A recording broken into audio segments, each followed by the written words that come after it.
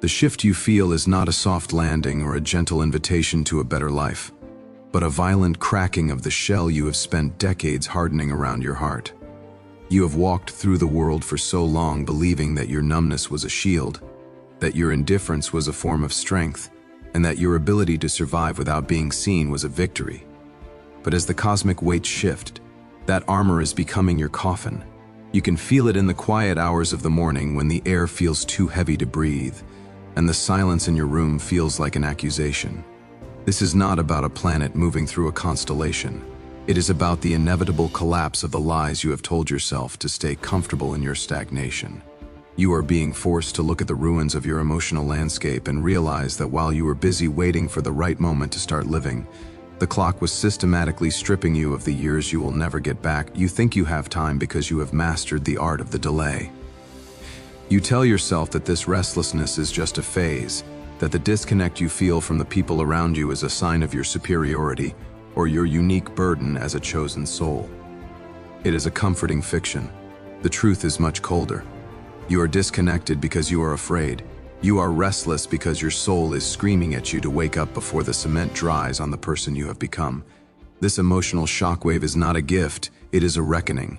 It is a mirror being shoved against your face, forcing you to see the gray in your hair and the hollow look in your eyes that comes from years of betraying your own potential. You have spent so much energy protecting yourself from pain that you have successfully protected yourself from life itself. Now, the walls are bleeding. The emotions you suppressed are no longer staying in the basement. They are flooding the main floor, and you are realizing that you don't know how to swim in the very waters you claim to represent. Consider the weight of every no you have uttered to the things that actually mattered. Consider the people you pushed away because their light made your darkness feel too obvious. You call yourself a chosen one to give your isolation a sense of purpose, but in the dark, you know that choice was never yours. It was a series of retreats. You retreated from intimacy because it required vulnerability you didn't possess.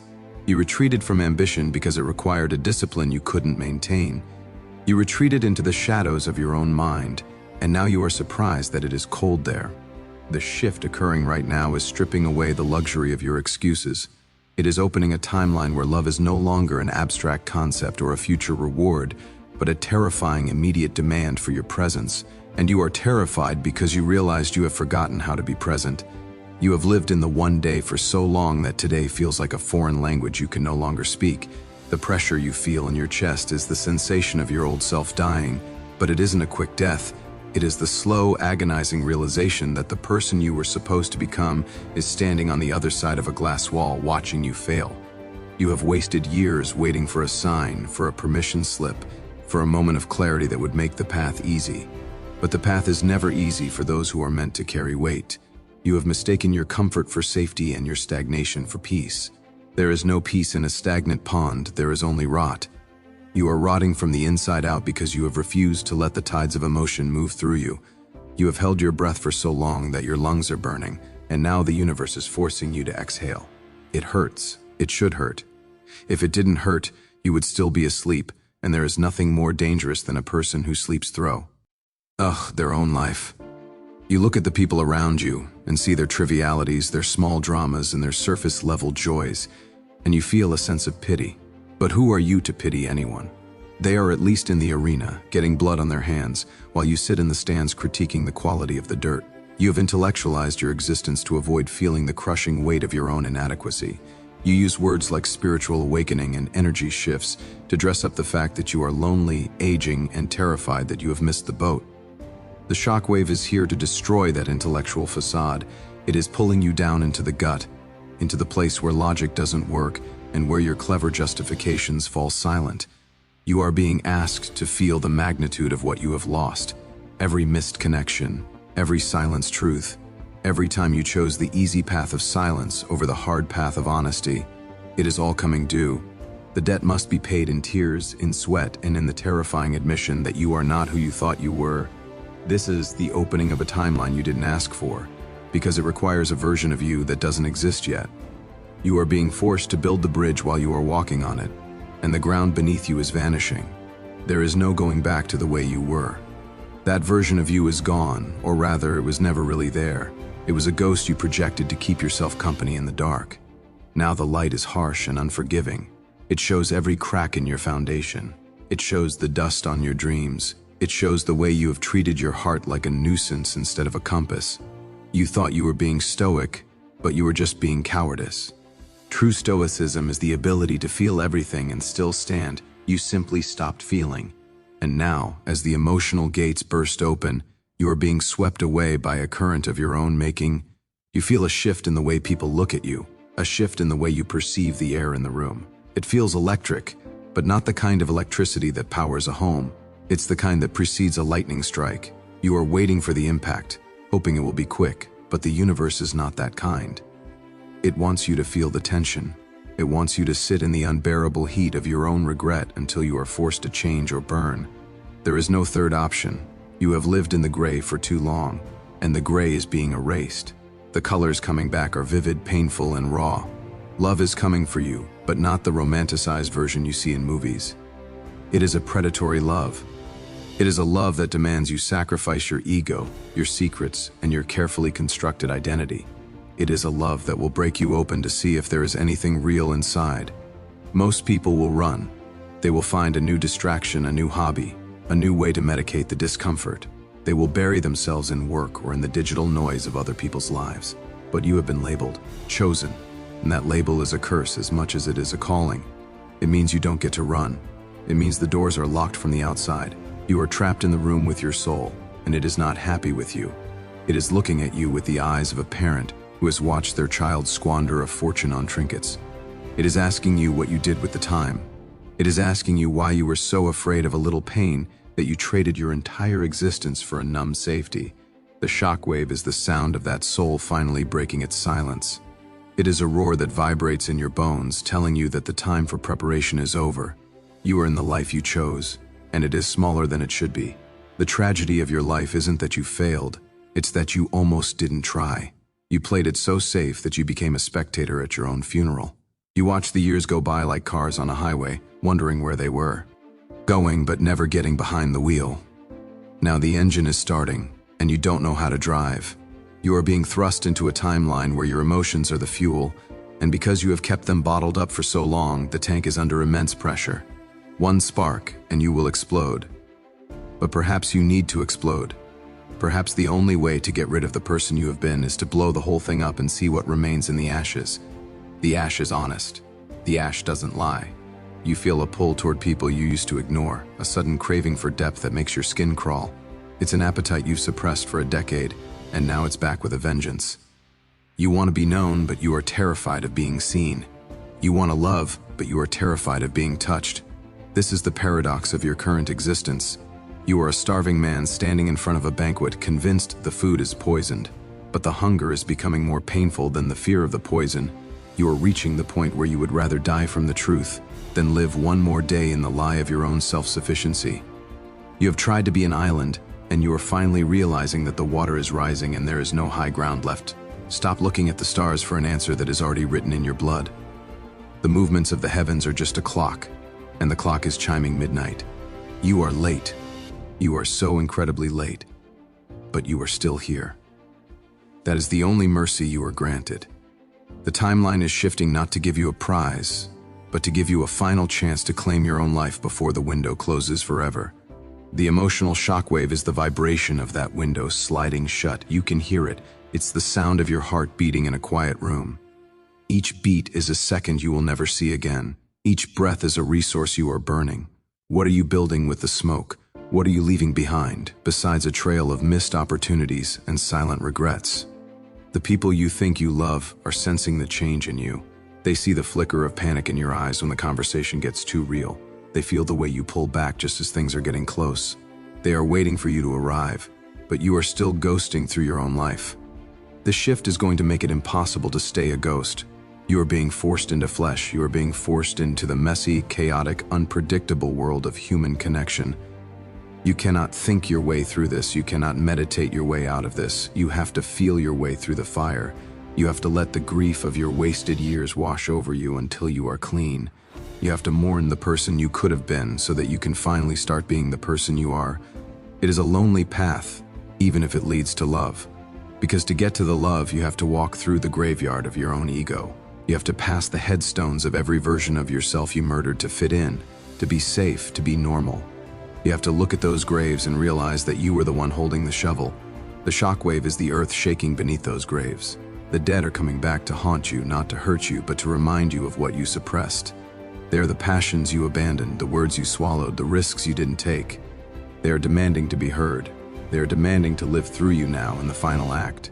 You feel a strange sense of mourning for a life you haven't even finished living yet. It's a preemptive grief. It's the soul's way of telling you that the end is closer than the beginning and the middle was a blur of nothingness. You are standing at the edge of a canyon, and the wind is pushing you from behind. You can try to dig your heels in, you can try to scream, but the wind doesn't care. The timeline has already moved. You are either going to jump and learn to fly, or you are going to be pushed and hit the rocks. The choice was made months, years, decades ago when you first decided to play it safe. Now you are just seeing the consequences of that choice. The emotional shockwave is the impact. Do not look for comfort in these words. There is no comfort here. There is only the cold, hard floor of reality. You are a being of immense potential who has chosen to live like a worm. You have crawled through the dirt, avoiding the sun, and now the sun is coming for you. It will burn away your excuses. It will melt your defenses. It will leave you naked and shivering in the light of a new day that you aren't sure you're ready for. But readiness is a myth. No one is ever ready for the truth.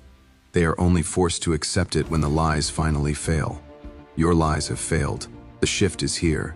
The love is coming, but it will look like a wrecking ball before it looks like a home. You find yourself staring at your hands, wondering how they got so old without ever doing anything that mattered. You look in the mirror and don't recognize the person staring back, because that person is a stranger built out of compromises. You have compromised your way into a life that fits you like a suit 2 sizes too small.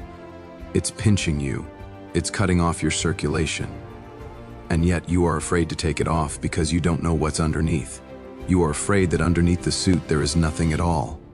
That is the ultimate fear, isn't it?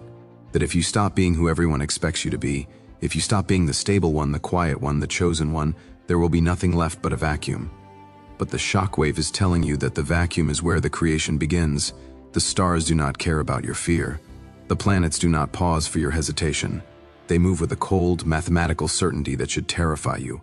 It means that the window of opportunity is not open indefinitely. It is a mechanical process. You are either in sync with the movement or you are crushed by it. Right now, you are out of sync. You are trying to hold on to a past that has already dissolved. You are trying to maintain a timeline that has already been deleted. The emotional shockwave is the system update you've been ignoring, and now it's being forced. Your heart is being reformatted. Your old memories of pain are being brought to the surface to be purged, but you are clinging to them because they are the only things that make you feel like you. What would you be without your trauma? What would you be without your story of being misunderstood or too deep for this world? You'd be a person with no more excuses. You'd be a person who has to take responsibility for their own happiness. That is the most frightening prospect of all. It's much easier to be a victim of the stars or a victim of your past than it is to be the architect of your future. But the architect is being called to work. The tools are in your hands, but your hands are shaking. You are realizing that you have no idea how to build anything that lasts. Everything you've built so far has been temporary. Sandcastles built too close to the tide, designed to be washed away so you never have to defend them. The shift into this new timeline is an invitation to build on stone. But stone requires labor. Stone requires you to get your hands dirty and your back sore. It requires a level of commitment that you have spent your life avoiding. You prefer the fluid, the vague, the spiritual, because it doesn't require you to show up. But the shockwave is grounding you. It's pulling your head out of the clouds and slamming your feet onto the pavement. It's saying, here, now this. It's demanding that you look at the person sitting across from you and actually see them. It's demanding that you look at your bank account, your health, your relationships, and your legacy and stop pretending that they will fix themselves. You are feeling the weight of the chosen one narrative falling apart. You are. Realize that being chosen doesn't mean you are special. It means you are responsible. It means you were given more, and therefore more is expected of you. And you have given so little. You have hoarded your light because you were afraid it would run out. You have kept your love in a jar on a high shelf, waiting for a worthy recipient, while the people around you starved for a kind word. Now the jar is breaking. The love is spilling out, and it's messy. It's staining the carpet. It's making a fool of you. Let it. Being a fool is the first step toward being a human. You are so tired of being strong. You are so tired of being the one who has it all figured out, the one who is ascending while everyone else is stuck. The truth is, you are the one who is stuck. You are stuck in a loop of your own making, a recursive nightmare of intellectual pride and emotional poverty. The shockwave is the break in the loop. It's the glitch that allows you to escape. But the exit is through a narrow door, and you have to leave your baggage behind. You have to leave your reputation. You have to leave your dignity. You have to walk through naked and afraid, or you don't walk through at all. Listen to the sound of your own resistance. It's a high-pitched whine in the back of your skull. It's the sound of your ego trying to convince you that this isn't for you, that you've already done the work, that you're already there. If you were there, you wouldn't feel this way. If you were there, the silence wouldn't be so loud. If you were there, you wouldn't be searching for meaning in the movements of giant rocks in space. You would be the meaning. You would be the movement. The fact that you are still looking for answers outside of yourself is the proof that you haven't yet faced the question. And the question is, why are you still waiting to begin? The emotional timeline is shifting toward intimacy, but you have spent your life building a fortress. You think you want love, but when it shows up, you treat it like an invasion. You scrutinize it for flaws. You test it until it breaks. You do everything in your power to prove that it isn't real, because if it were real, you would have to change. You would have to let someone into the dark corners you've kept hidden even from yourself. You would have to admit that you are small and needy and human. The shockwave is blowing the doors off your fortress. There is nowhere to hide. The intimacy is coming, and it will see everything. Every lie, every shortcut, every moment you settled for less. You feel a sense of urgency that borders on panic. Good. Panic is at least an emotion. It's better than the graveyard of calm you've been living in. Use the panic. Let it sharpen your focus. Let it strip away the non-essentials. You don't have time for small talk anymore. You don't have time for people who don't make your soul catch fire. You don't have time for jobs that drain your spirit or habits that dull your edge. You are in the end game now. The transition is happening whether you participate or not. You can be a passenger on your own journey, or you can finally take the wheel. But taking the wheel means you are responsible for the crash.